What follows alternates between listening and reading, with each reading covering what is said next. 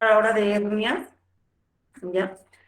La palabra hernia deriva del latín que significa rotura, ¿no? ¿Y qué significa, cómo se define? Como una protrusión, ya sea de un órgano o un tejido a través de un defecto, ¿no? De un anillo, ¿ya? De un defecto, generalmente este defecto, para que sea una hernia, tiene que ser,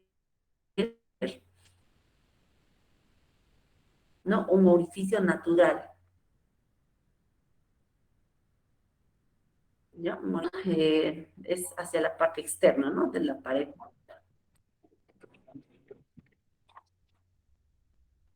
Ahora,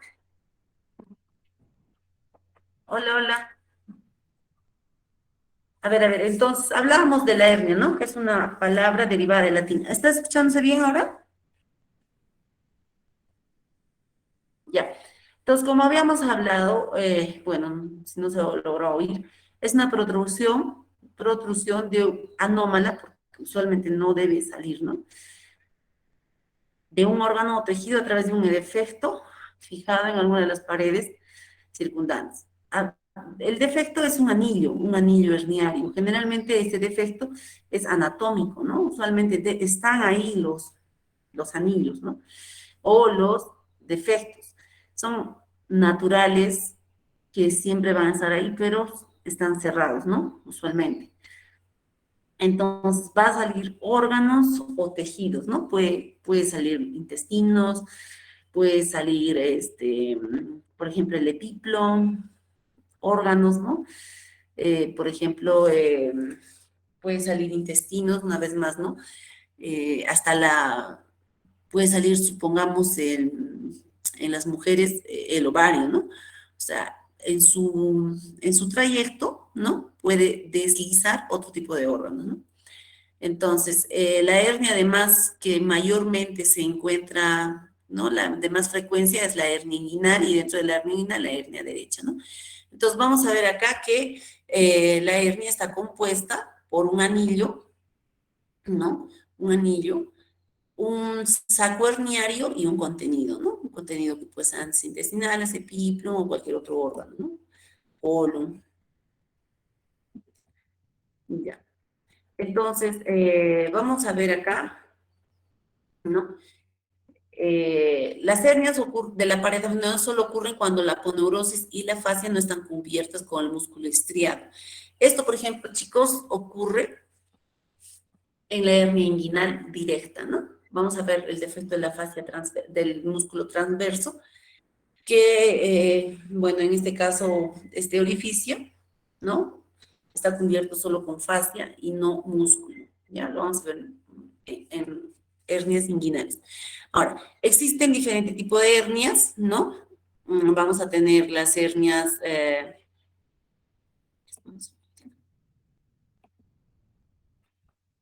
vamos a tener las hernias umbilicales, epigástricas, la de Spiegel, podemos tener hernias inguinofemorales, ¿no? De estas vamos a encontrar las inguinales, directa e indirecta, pueden ser combinadas, las femorales.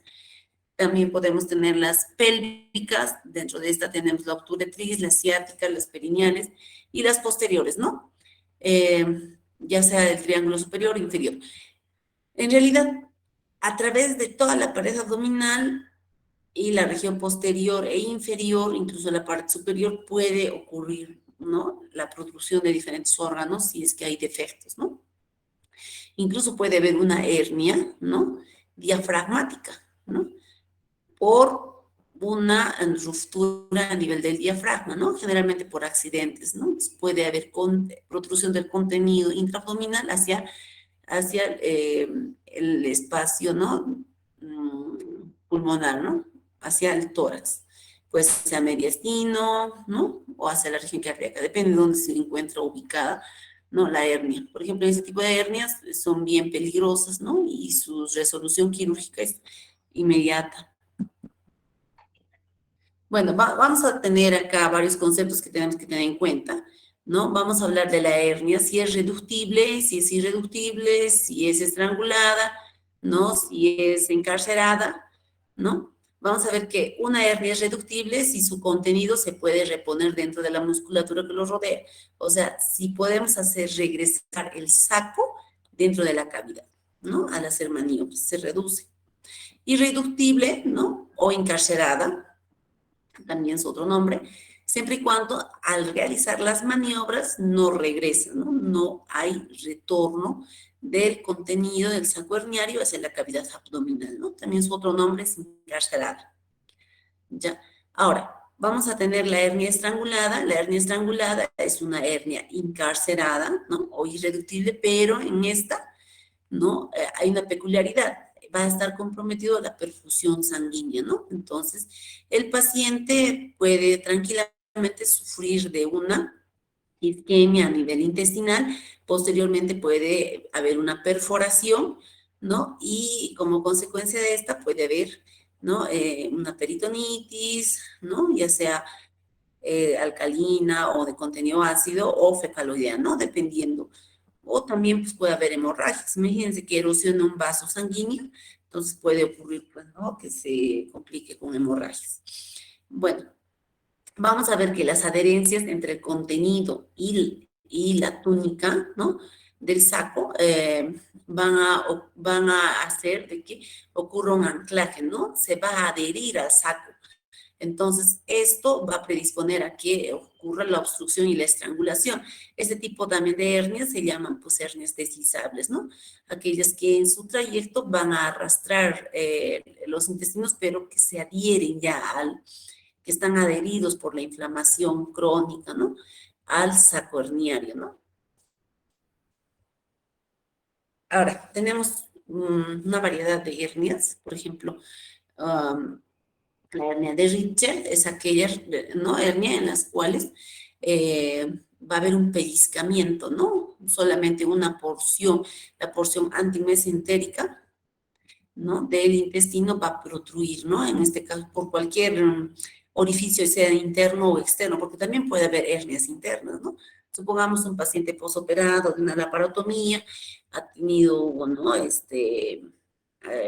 por A o B ha habido una ruptura a nivel del epiplo, entonces puede haber una hernia interna, ¿no? Entonces hay un atrapamiento, pellizcamiento del asa intestinal, ¿no? En ese orificio, en este caso ya no natural, ¿no?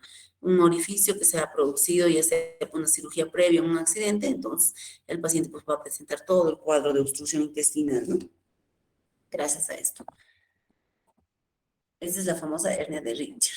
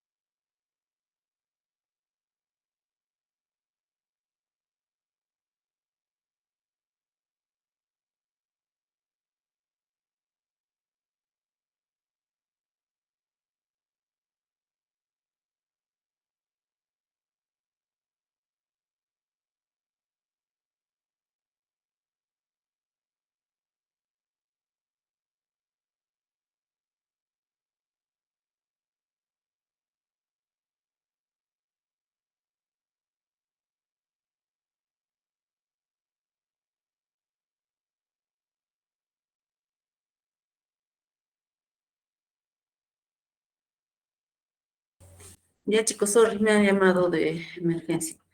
A ver, entonces, estábamos hablando, ¿no?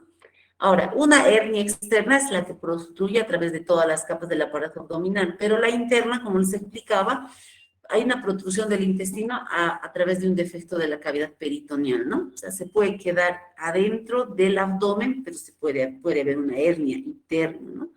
Como ya había hablado una vez más, un defecto, supongamos, del epíplon, ¿no? O sea, hay una apertura del epíplon y ahí puede haber también una encarceración, ¿no? Y posteriormente puede haber una estrangulación si hay compromiso vascular. Ya, las hernias intraparentales suceden cuando el saco herniario del contenido dentro entra a la capa del músculo de la pared abdominal, ¿no? Entra al músculo, pero más no protruye por la pared, ¿no? O sea, es prácticamente arrastra todas las capas, ¿no? Incluso con el músculo. Ahora vamos a hablar de las hernias inguinales, que son las hernias más comunes y más frecuentes que se encuentran en la pared abdominal, ¿no? Representa más o menos el 70% de todas las hernias ventrales. Vamos a ver que estas hernias, ¿no? Se van a clasificar en hernias directas, indirectas, y vamos a ver posteriormente por qué. Ahora, vamos a ver, va a haber esto vamos a verlo con detalle. Pueden existir hernias directas, indirectas, y vamos a verlo con detalle una de la otra. Bueno, dentro de la incidencia se calcula que el 5% de la población puede sufrir, ¿no? Una hernia de la pared abdominal en cualquier momento, ¿no? El 75% se da en la región inguinal, 2/3 de ellas son hernias inguinales indirectas y el resto directas, ¿no? Entonces, dentro de ese 75%, ¿no? Dentro de todas las hernias inguinales, las más comunes son las indirectas, seguida de las directas, ¿no? Vamos a ver que las indirectas son pues aquellas congénitas, ¿no? Y las directas generalmente adquiridas.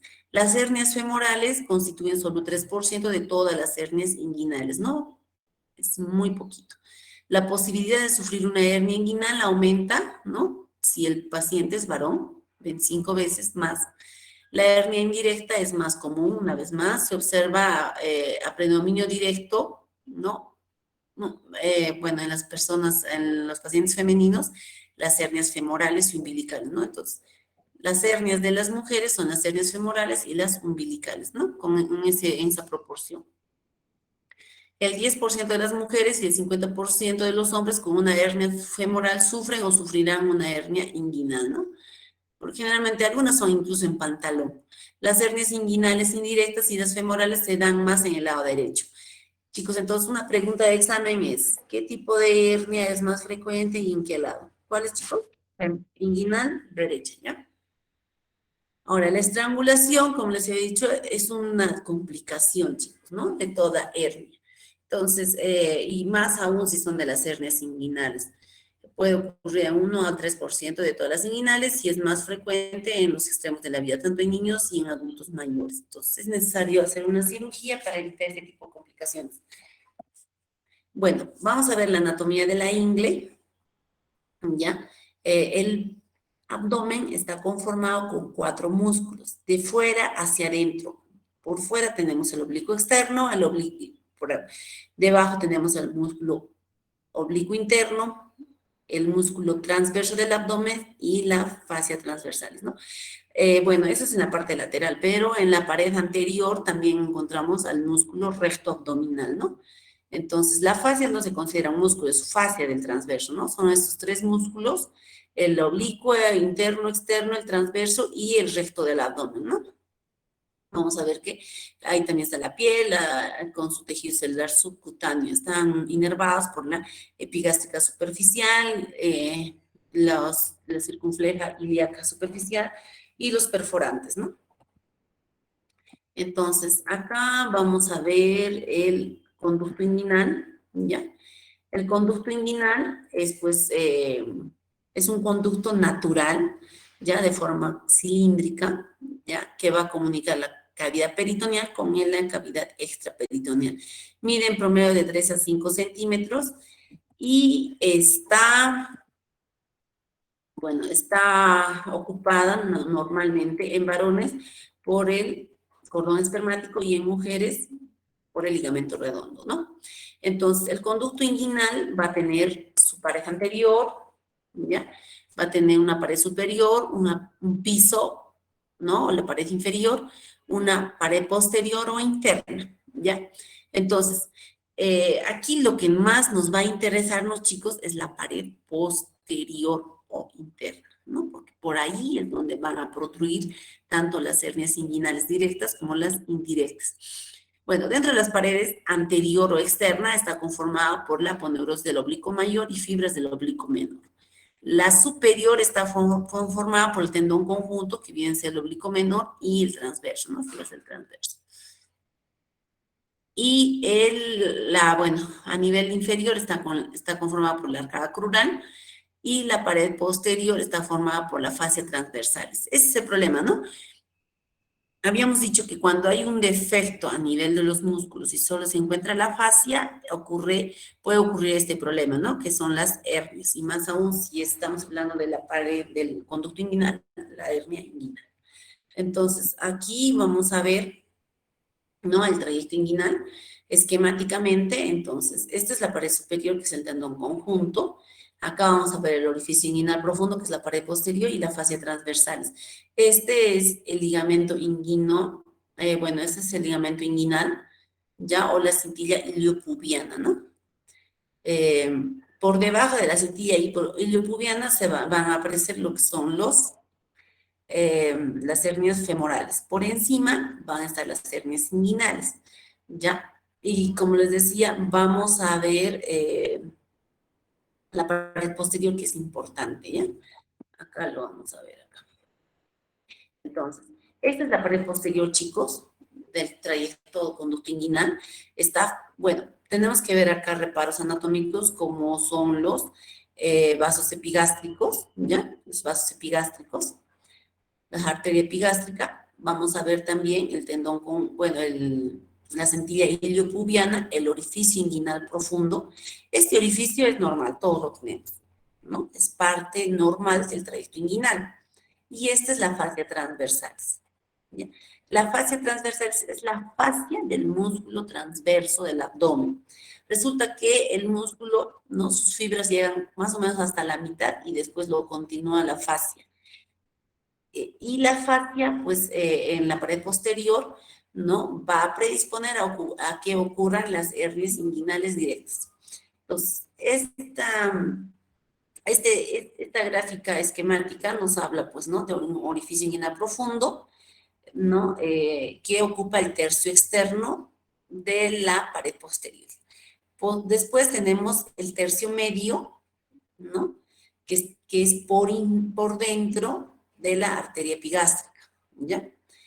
Este tercio medio se va a graficar en ese tercio medio un triángulo, que es el triángulo de Hesselbach, ¿ya?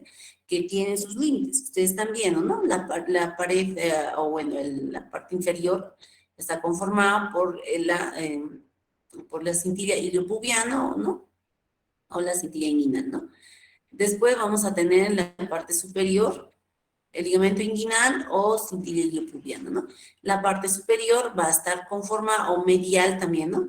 Va a estar conformada por el músculo recto abdominal, y la externa por la arteria epigástrica, ¿no? La arteria epigástrica inferior. Entonces, este triángulo es importante para hablar de hernia inguinal directa, ¿ya? La protrusión del saco herniario a través de este triángulo se denomina hernia inguinal directa, ¿ya? La protrusión del saco herniario por el tercio externo, o llamado también eh, orificio inguinal profundo, nos hace referencia a las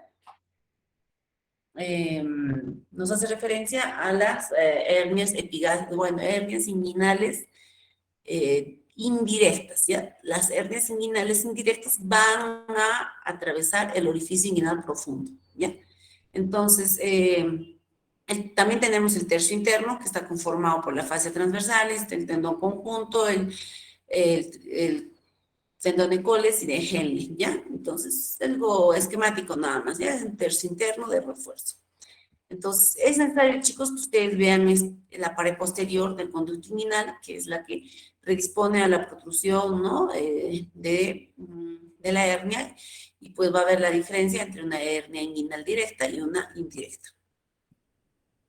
Entonces, haciendo una comparación entre hernias inguinales directas e indirectas, vamos a ver que las indirectas van a emerger, ¿no? Por fuera de los vasos epigástricos. Un ratito, chicos.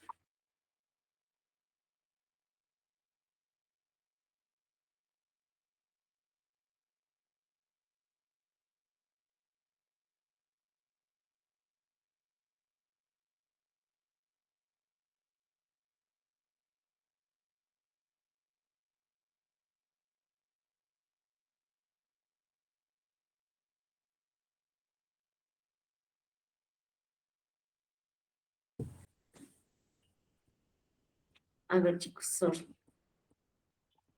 Ya. Entonces, vamos a ver acá que las hernias indirectas van a emerger, ¿no? Por el orificio inguinal profundo, ¿no? Por fuera de los vasos epigástricos, a través del anillo inguinal, ¿no? Van a atravesar el conducto inguinal y van a salir por el anillo inguinal externo. Descienden en los varones hacia el escroto, en las mujeres hacia los labios, ¿ya? Está correlacionado a factores genéticos y se manifiesta en cualquier edad. Bueno, las hernias inguinales directas, estas van a emerger por dentro de los vasos epigástricos, ¿ya? Va a depender el defecto de la pared posterior del conducto inguinal, directamente del triángulo de Hesselbach, ¿ya? Entonces van a protruir a través de este triángulo y van a salir por el anillo inguinal externo. Pueden salir por el anillo inguinal externo o, bueno, pues simplemente puede haber una protrusión, ¿no? De esa zona. Rara vez entran al escroto, siempre y cuando son en pantalón, ¿no? Si son en pantalón, o sea, ¿qué quiere decir? Que va a haber protrusión tanto por el anillo inguinal profundo y también por el triángulo de Hesselbach. Son hernias un poco más grandes, ¿no? Y se pueden dar en adultos jóvenes, ¿no? Generalmente es adquirida, la naturaleza de esta hernia son adquiridas. Ya, el cuadro clínico va a estar asociado a un dolor, malestar, abombamiento en esa región, ¿no? En la región inguinal. Puede haber dolor extremo si dice encarcelamiento y se puede palpar una tumoración, ¿no? En esa región. Puede haber pesadez y se puede exacerbar cuando el paciente hace esfuerzo. Al examen físico vamos a, inicialmente, ¿no? Vamos a hacer una inspección y en la inspección vamos a ver una pérdida de simetría en la región inguinal, ¿no? Va a haber un abombamiento. También se puede hacer una palpación, ¿no? Se puede palpar el conducto inguinal, ¿no? Lo que hacemos es introducir, ¿no? Entramos por los lados mayores o por el escroto y nos dirigimos al orificio. El orificio está ahí, chicos, ¿no?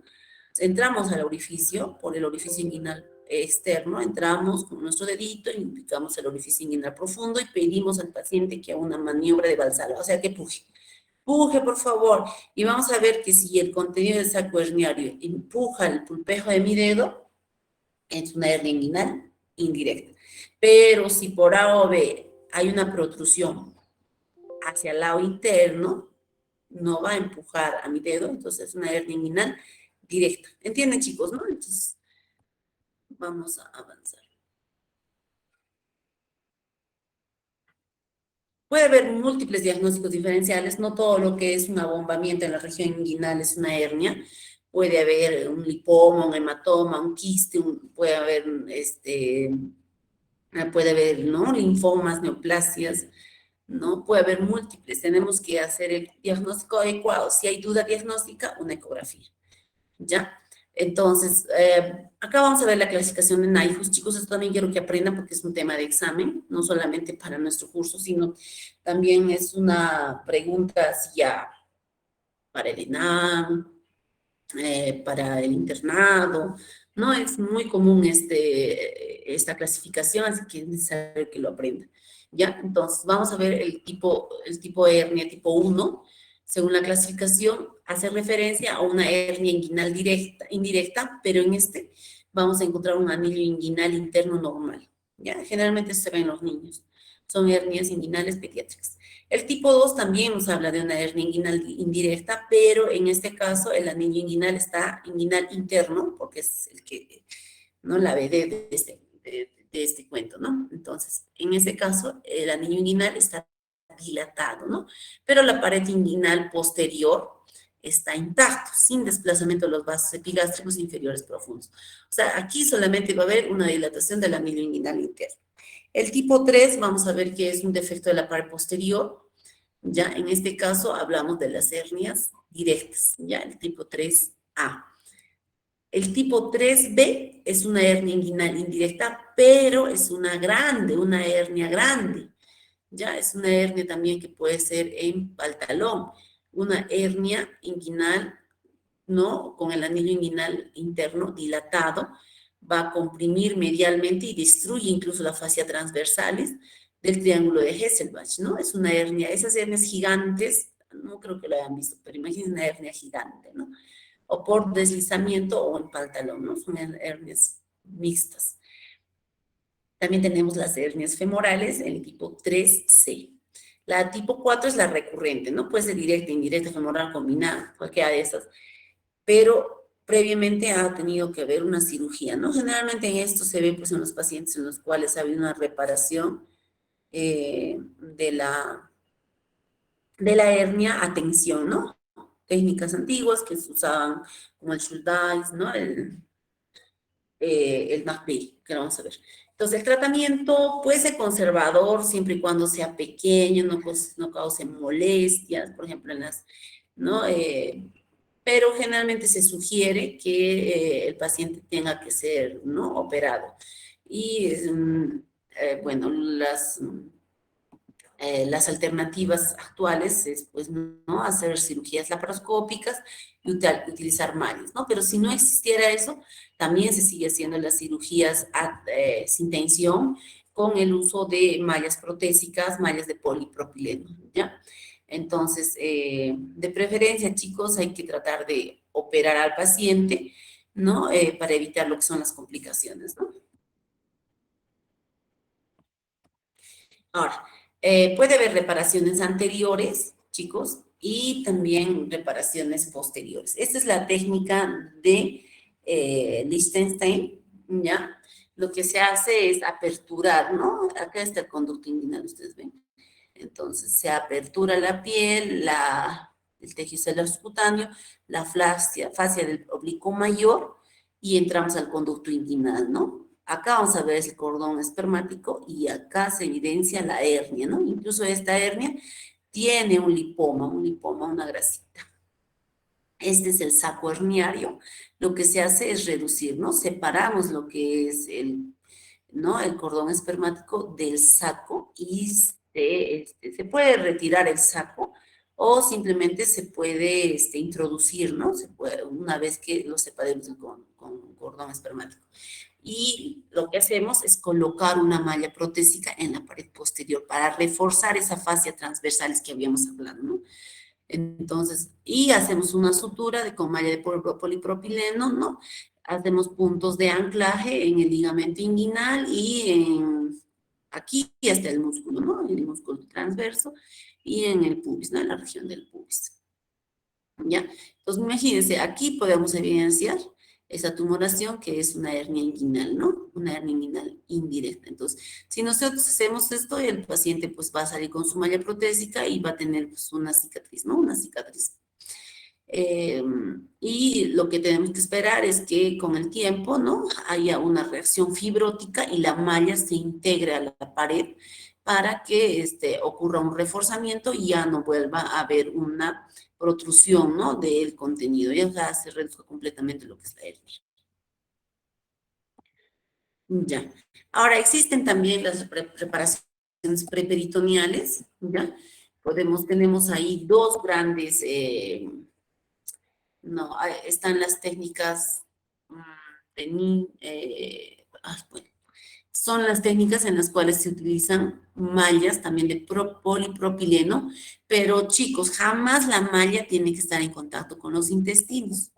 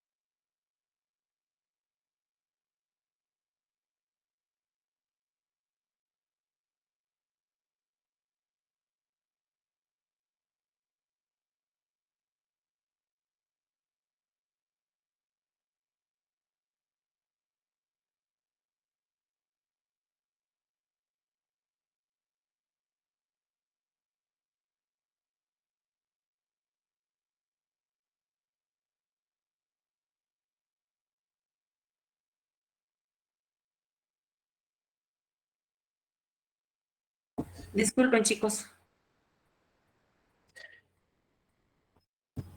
un ratito.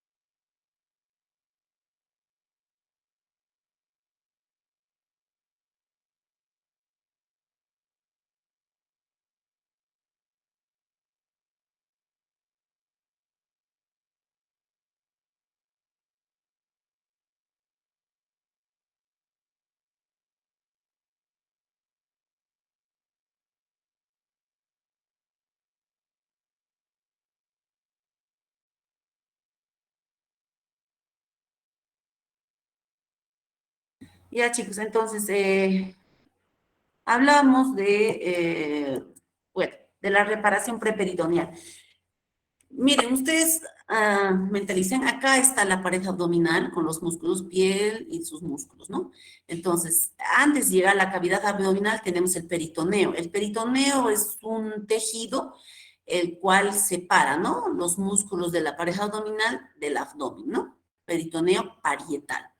Entonces, si nosotros vamos a hacer reparaciones peritoneales, vamos a reducir, o sea, vamos a entrar, como quien entra a la cavidad abdominal, ¿no?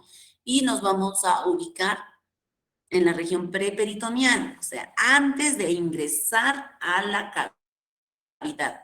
Ubicamos este tejido que es el peritoneo parietal y no lo vamos a romper, ¿no? Ni lo vamos a cortar nada y vamos a ingresar a esa cavidad. Es virtual porque en realidad nosotros vamos a generar esa cavidad, vamos a decolar y vamos a entrar a esa cavidad preperitoneal.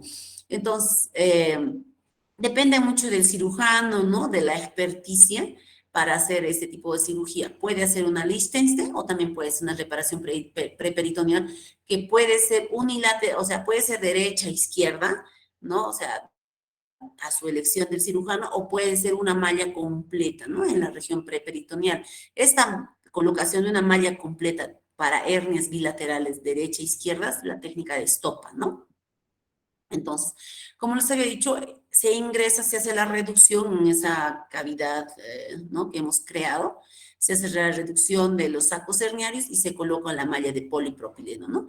Igual, se cierra y bueno, también se hace, pues, se sutura, ¿no? Se sutura, se ponen unos puntos de anclaje y esperamos, ¿no? Esperamos un tiempo prudente de que haga una fibrosis y se integre la malla a la pared abdominal, ¿no? Para que no haya recidivo.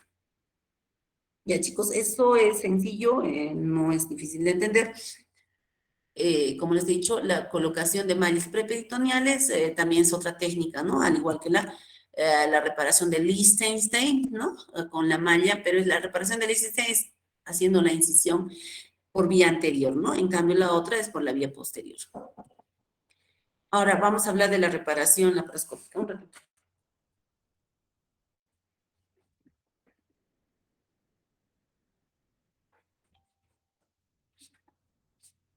¿Ya les firmaré el alta? No, no hay técnico de tiempo. Ya, ya le dejo de la licencia. Cierra la moda, por favor.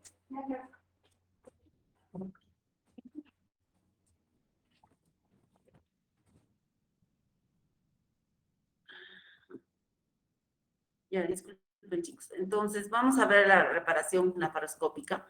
Esta ya también, chicos, así como en cualquier cirugía abdominal, se introduce un trocar a nivel umbilical y dependiendo de qué región vamos a hacer la reparación, también se introducen los diferentes trócares, ¿no? Por ejemplo, en esta imagen vamos a ver la introducción de un trócar a nivel umbilical y otras dos, ¿no? En la región pélvica y en la región, entre la región pélvica y la umbilical, otro trócar, ¿no? Para colocar la malla. Si ustedes ven acá, es una malla que se coloca por dentro, ¿no? Es el abordaje, eh, esta ya también es el abordaje, la transperitoneal, ¿no?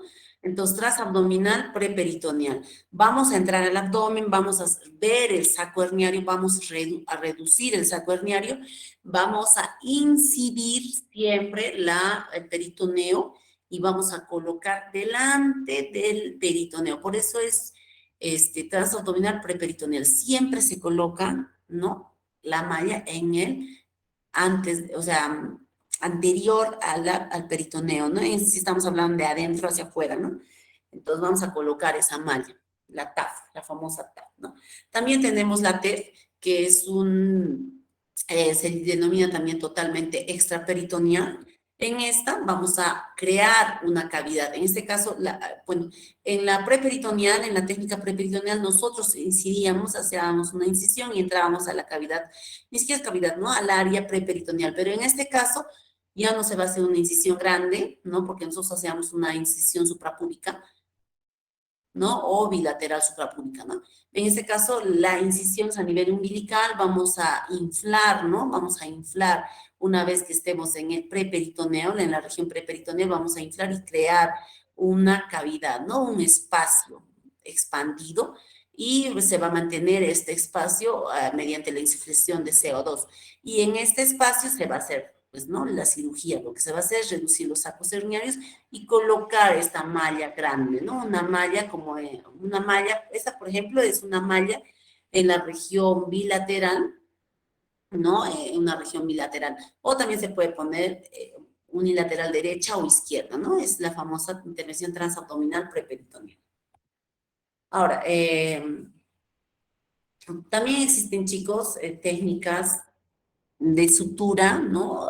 De diferentes fases y músculos que son atención, ¿no? Las reparaciones antiguas actualmente no se hace esas, ¿no? Como la Schuldeis, como la de McVeigh, ¿no? Que actualmente no se utiliza. ¿Ya? ¿Qué más? Las hernias femorales. Las hernias femorales, al igual que las inguinales, ¿no? Se van a ubicar en el área inguinofemoral, ¿no? Esas van a protruir por debajo del conducto del ligamento de la cintila iliopubiana, ¿no? Del ligamento inguinal. Van a protruir por debajo de esta, ¿no? Generalmente este tipo de hernias se encuentran en las mujeres, tiene una alta incidencia de estrangulación, ¿ya? ¿Qué más? Es una pequeña cantidad de pacientes, ¿no? Habíamos hablado que solo el 3% de los pacientes que tienen hernias inguinofemorales corresponden a las hernias femorales, ¿ya? ¿Qué más? Bueno, vamos a ver acá.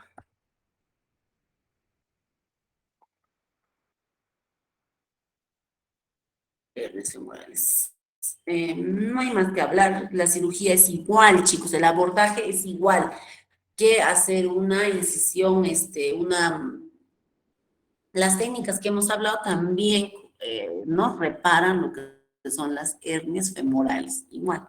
Si vamos a hacer este abordaje anterior, vamos a utilizar, ¿no? La técnica de Liechtenstein, ¿no? También podemos usar las mallas preperitoneales, la TEF o la TAF en cirugías laparoscópicas, ¿no? Depende mucho de la habilidad del cirujano, de la disponibilidad de equipos de laparoscopio, ¿no? Depende mucho de eso. Ahora, ¿qué más? Las hernias por deslizamiento son aquellas que en su trayecto van a arrastrar, ¿no? El contenido intestinal o cualquier otro órgano, pero hay una particularidad, ¿no? En las hernias por deslizamiento hay una adherencia, ¿no? Al saco herniario del intestino o del contenido intestinal, ¿no? Hay una adherencia. Por lo tanto, cada vez que ocurre la protrusión de estas hernias van a arrastrar el contenido intestinal que está adherido al saco herniano. Las recidivantes o hernias son las hernias o eventraciones, ¿no? Hernias recidivadas o eventraciones. Son las hernias que van a protruir por las incisiones que se ha realizado para hacer la cirugía abdominal, ¿no? Por diferentes motivos. Pueden ser cirugías ginecológicas, abdominales de cirugía general, ¿no? O pueden ser cirugías urológicas, dependiendo, ¿no? Por dónde. O también hay hernias, chicos, de puerto, ¿no? De hernias laparoscópicas, ¿no? Puede ocurrir en cualquier tipo de incisión previa, de cirugía previa.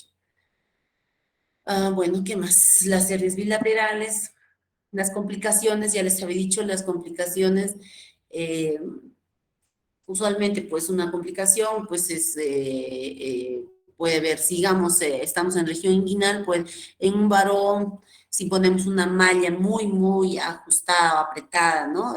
No hacemos una adecuada liberación de lo que es el conducto espermático, podemos tener una orquitis, podemos tener infección de sitios operatorios, retención o infección urinaria, ¿no? Seromas, ¿no? O también una infección de sitio operatorio si no se ha realizado adecuadamente, ¿no? La técnica quirúrgica. Las hernias ventrales, chicos, las hernias ventrales son en menor cantidad, tenemos la epigástrica, la abdominal, la incisional, ¿ya?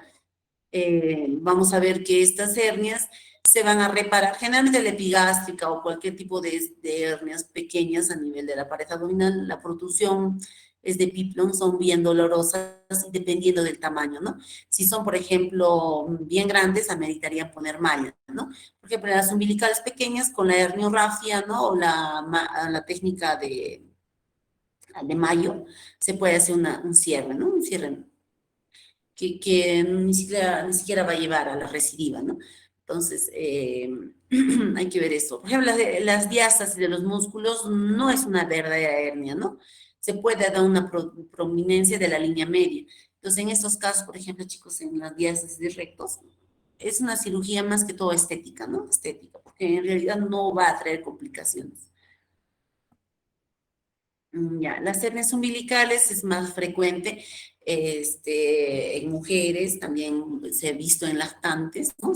Tienden a ser congénitas, ya cierran la mayoría antes de los 2 años, pero si persiste más allá de los 5 años, necesariamente tiene que hacerse una cirugía, ¿no?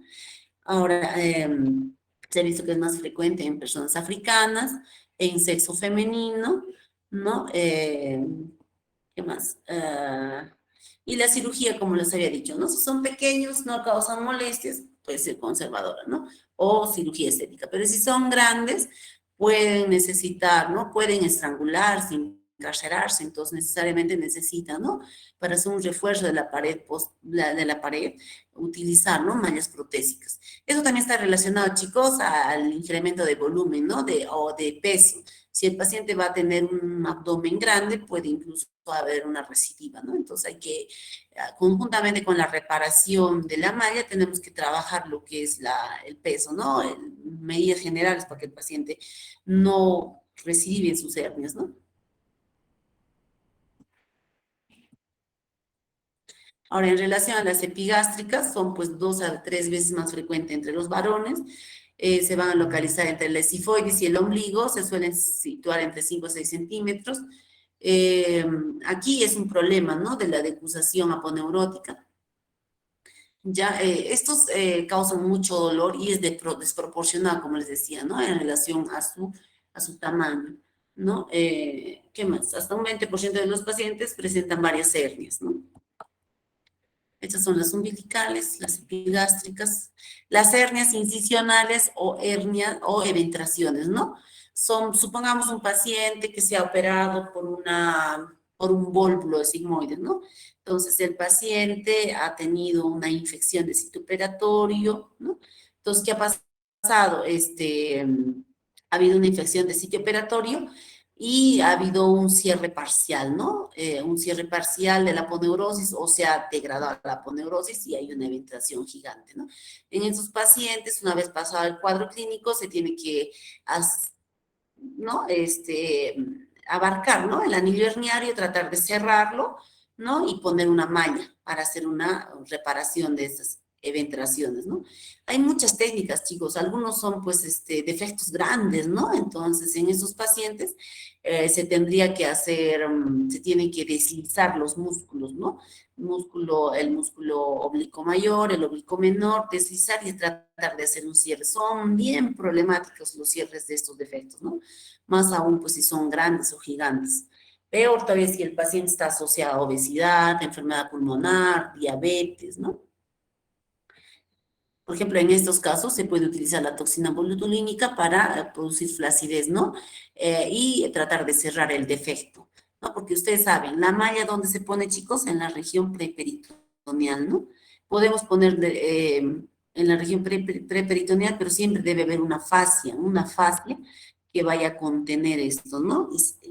Y también debe haber músculo que cubra, porque si yo pongo malla encima del peritoneo y no hay músculo, siempre va a haber ese tipo de ventración, ¿no? Siempre debe haber una fascia, músculo, malla y peritoneo, ¿no? Para que haya una adecuada retención, ¿no? Para que no existan estas recidivas, ¿no? Fastidiosas para el paciente, que incluso pueden condicionar a estrangulaciones o encarcelamientos.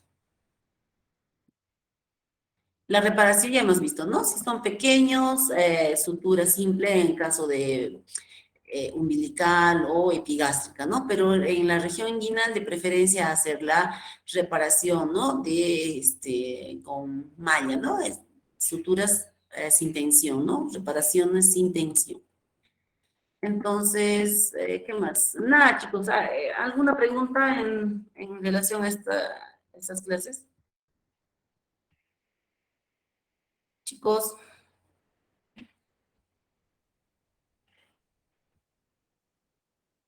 Andrea,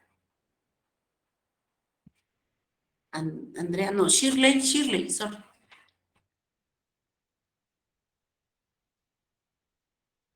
Estamos revisando con los grupos, ¿no? Los chicos están haciendo la revisión, ya estamos con el segundo grupo y bueno, estamos haciendo también revisión, ¿no? Casos clínicos, fotitos. Ya, chicos, entonces quedamos para la siguiente clase. La siguiente clase ya les corresponde a ustedes, Shirley, ¿no?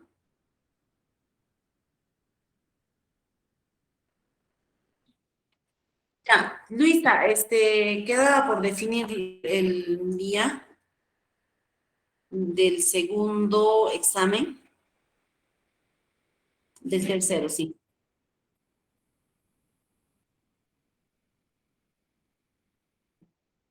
Ya, lo voy a escribir al correo. Ojalá que no tenga problemas en relaciones.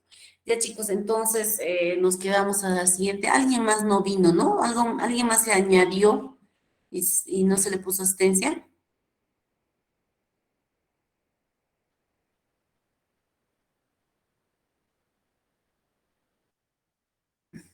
Por favor, Joaquín, escriba al WhatsApp y lo vamos a revisar juntos esa pregunta. Ya, chicos, entonces nos vemos en la siguiente clase.